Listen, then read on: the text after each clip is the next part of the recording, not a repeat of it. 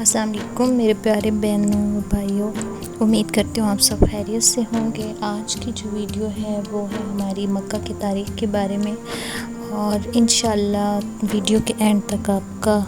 جو ایمان ہوگا وہ تازہ ہو چکا ہوگا انشاءاللہ۔ تو چلیں جی سٹارٹ کرتے ہیں۔ تو جیسے کہ آپ لوگ سب جانتے ہیں،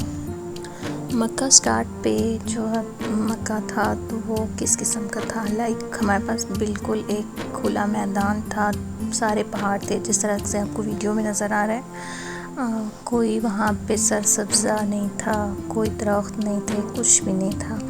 اور مکہ کو آباد کرنے والے کون تھے؟ حضرت ابراہیم علیہ السلام اور اماں ہاجرہ۔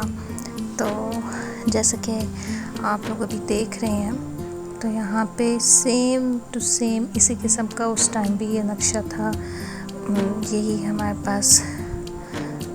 کھلا میدان تھا، پہاڑ تھے،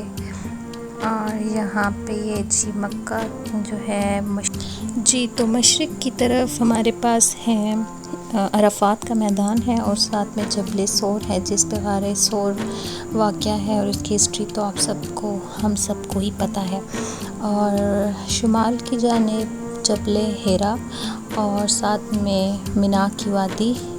شامل ہے۔ جی تو جیسے آپ لوگ جانتے ہیں کہ مکہ جو تھا وہ سٹارٹ پہ دو گھاٹیوں کے درمیان واقع تھا، اور باقی بس پہاڑی پہاڑ تھے۔ تو اب ہم چلتے ہیں اور ساتھ میں دیکھتے ہیں کہ مکہ کا تھوڑا سا نقشہ دیکھ لیتے ہیں کہ مکہ جو تھا پہلے کس قسم کا تھا۔ تو یہاں پہ مکہ جو ہے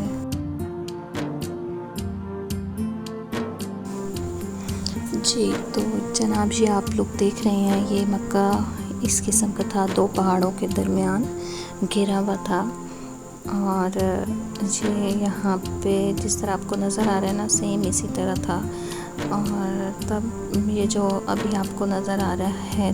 تھوڑی ویڈیو زوم ہو رہی ہے، تو یہ خانہ کعبہ اس ٹائم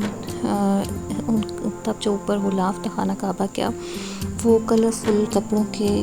ریشمی اور ڈیفرنٹ کپڑوں، مخمل کے کپڑوں کا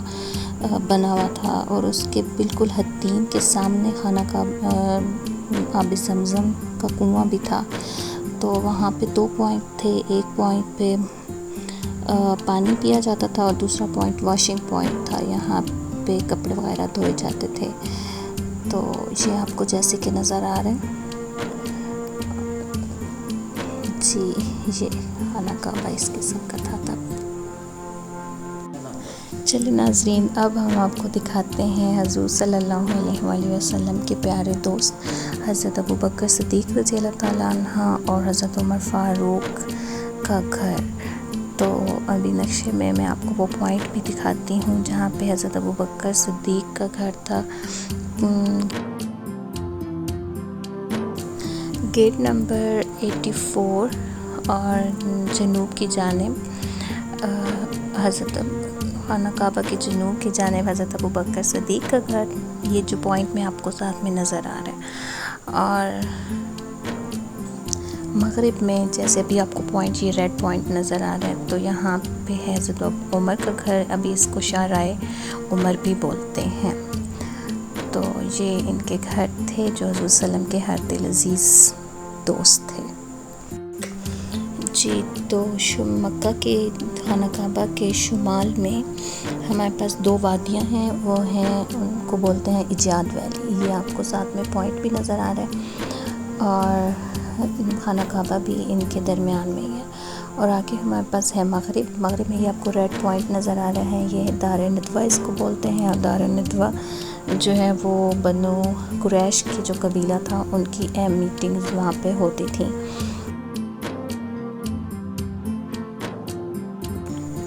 جی تو نیکسٹ پوائنٹ جو میں آپ کو دکھانے جا رہی ہوں وہ ابھی آپ کو ریڈ پوائنٹ بھی یہاں پہ نظر آ رہا ہے، یہ تھا حضرت ام ہانی کا گھر، اور یہ جو ہے جو واقعہ ہے وہ ہے خانہ کعبہ کے بالکل جنوب میں، اور اس کے ساتھ جو ہے وہ آب زمزم کا کنواں بھی تھا۔ تو یہ حضرت ام ہانی کا گھر تھا جہاں پہ حضور صلی اللہ علیہ وسلم کو کے ساتھ معراج کا واقعہ بھی پیش آیا تھا۔ اور اگر ابھی آپ دیکھنا چاہتے ہیں یہ جگہ تو یہ جگہ جو ہے وہ حضور صلی اللہ، جب ہم جاتے ہیں حرم میں تو وہاں پہ باقی پلرز کا کلر جو ہے وہ باقی جو ہے وہ وائٹ کلر کے ہیں، لیکن یہ ڈفرینٹ کلر کا ہے، ساتھ میں لائٹ پنک کلر کا ہے پلر، تو اس سے نشاندہی ہوتی ہے کہ یہ وہ جگہ ہے جہاں پہ حضور صلی اللہ علیہ وسلم کو معراج کا واقعہ پیش آیا تھا۔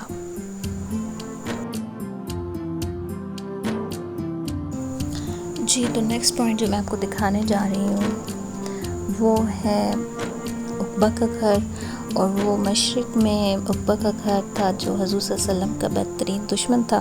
اور عقبہ کے گھر کے تھوڑا سا ہی آگے حضور صلی اللہ علیہ وسلم کی پیاری بیٹی حضرت زینب کا گھر تھا۔ حضرت زینب کے گھر کے مخالف سمت میں ابو جہل کا گھر تھا، اور جہاں پہ ابھی واش روم واقع ہیں، اور یہ پچھلی ویڈیو میں آپ کو ڈیٹیل سے دکھا چکی ہوں، جو کہ اسلام کا بدترین دشمن تھا۔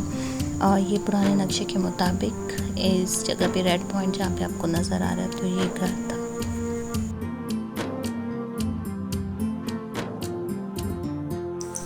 جی ناظرین، تو اگر ہم شمار کی طرف دیکھیں تو وہاں پہ الکرم کا گھر تھا، اور وہاں پہ ابھی وہاں پہ کیا کرتے تھے مسلمان اسلامک دین کا اور قرآن کا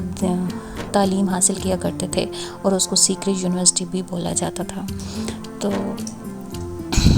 شمال کی طرف اگر ہم تھوڑا سا آگے جائیں تو وہاں پہ ابھی زمزم کا کنواں نظر آئے گا، جو کہ اس وقت بنی شیبہ کے دروازے سے مین دروازہ تھا جس سے حرم کی طرف جایا جاتا تھا، اور ابھی جو ہے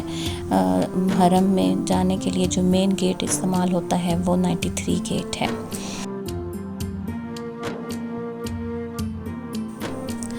جی تو شمال کی طرف تھوڑا سا آگے جائیں تو وہاں پہ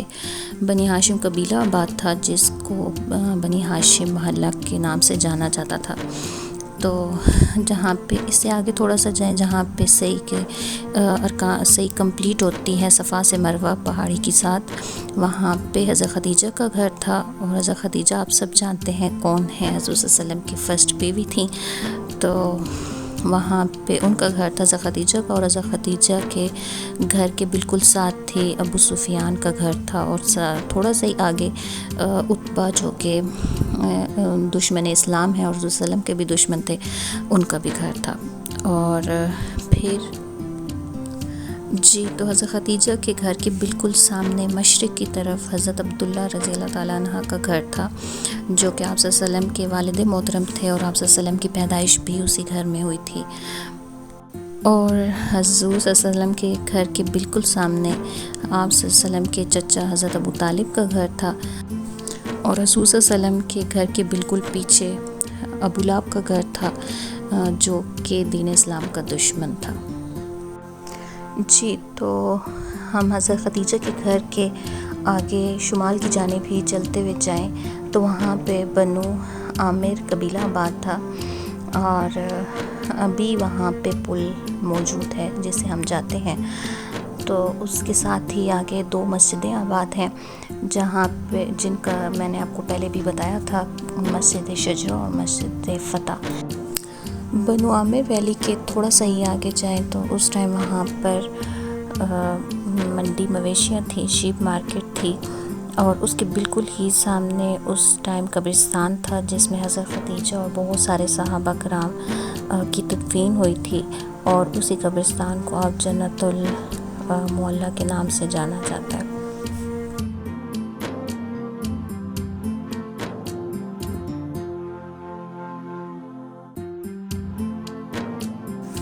جی ناظرین، جیسا کہ آپ کو پتہ ہے کہ مکہ جو شہر تھا وہ پہاڑوں کے درمیان میں گھرا ہوا ہے، ابھی بھی ہے، اور اس ٹائم بھی ایسا ہی تھا۔ تو آپ کو ابھی ہم مکہ کے مین پہاڑوں کے بارے میں بتاتے ہیں۔ تو جیسا کہ اسکرین میں آپ کو 7 سمتیں بھی دکھائی جا رہی ہیں، اور یہ ساتھ آپ کو نظر بھی آ رہی ہیں، تو اسی طرح میں آپ کو ان کی سمتوں کے ساتھ ہی بتاتی ہوں۔ تو سب سے پہلے جنوب کی طرف دیکھتے ہیں۔ جنوب کی طرف جو پہاڑ مین پہاڑ ہے اس کا نام تھا کوہ کوہ کوہان، اس کے اندر 3 چھوٹے چھوٹے پہاڑ ہیں، ماؤنٹ الڈلما اور ماؤنٹ ہند اور ماؤنٹ لہلا۔ اور پھر اس کے ساتھ ہی آگے شمال کی جانب دیکھیں تو وہاں پہ ایک بہت بڑا پہاڑ ہے کوہ ابو قیس کے نام سے، جو کہ مشہور ہے، اور کوہ ابو قیس کے بیس میں ہی صفا و مروہ کی پہاڑی بھی موجود ہے، اور کوہ ابو قیس پر ہی آپ صلی اللہ علیہ وسلم نے نبوت کا اعلان بھی کیا تھا۔ اس سے آگے ہم اگر مشرق کی طرف دیکھیں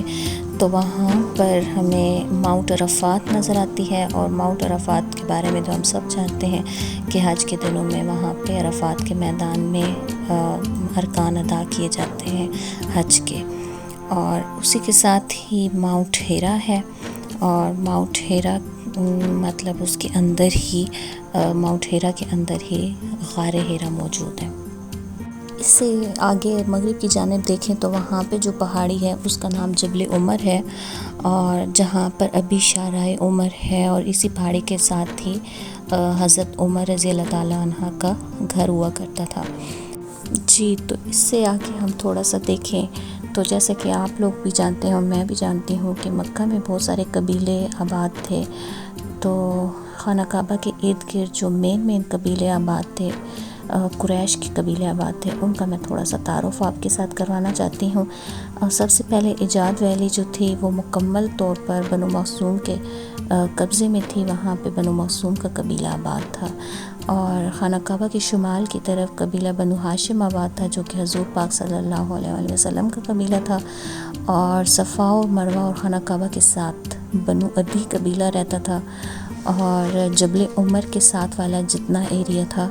اس میں بنو سہم کا قبیلہ آباد تھا۔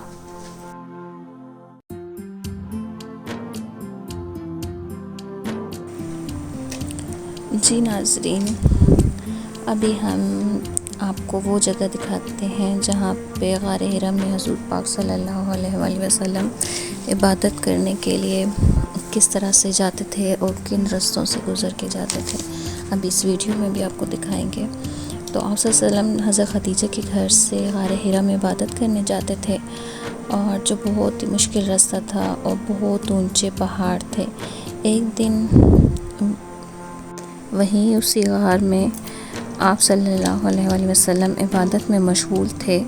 تو اللہ نے حضرت جبرائیل کے ذریعے آپ صلی اللہ علیہ وسلم پر وحی نازل فرمائی، جو اللہ کی طرف سے پہلی وحی تھی، جس میں سورہ الگ کی 5 آیات نازل ہوئیں، وہ اقرأ بسم ربک الذی خلق میں۔ اس کے بعد آپ صلی اللہ علیہ وسلم نے دین کی تبلیغ شروع کر دی، لیکن مکہ والوں نے آپ صلی اللہ علیہ وسلم کو پھر بہت ستایا، جس کے نتیجے میں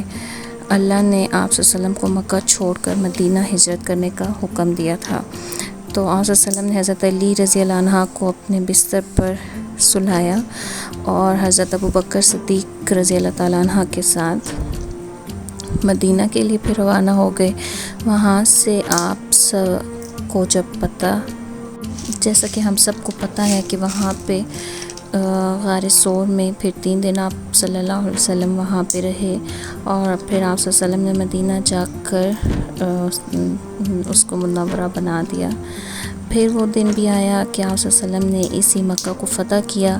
اور آپ صلی اللہ علیہ وسلم نے اس مکہ کو مسلمانوں کا قبلہ بھی بنایا۔ آج یہ پیارا مکہ ہر دم آباد ہے، جیسا کہ آپ لوگ دیکھتے ہیں، اور انشاءاللہ رہتی دنیا تک آباد رہے گا۔ اللہ پاک ہم سب کو اپنے پیارے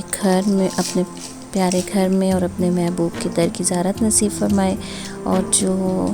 ابھی تک نہیں جا پائے، اللہ پاک ایسے سبب پیدا کر دے کہ وہ لوگ بھی وہاں پہ اپنی حاضری دے سکیں، اور جو جا چکے ہیں اللہ پاک اپنی بارگاہ میں بار بار آنا نصیب فرمائے۔ آمین ثم آمین۔ اپنی دعاؤں میں یاد رکھیے گا۔ اللہ حافظ۔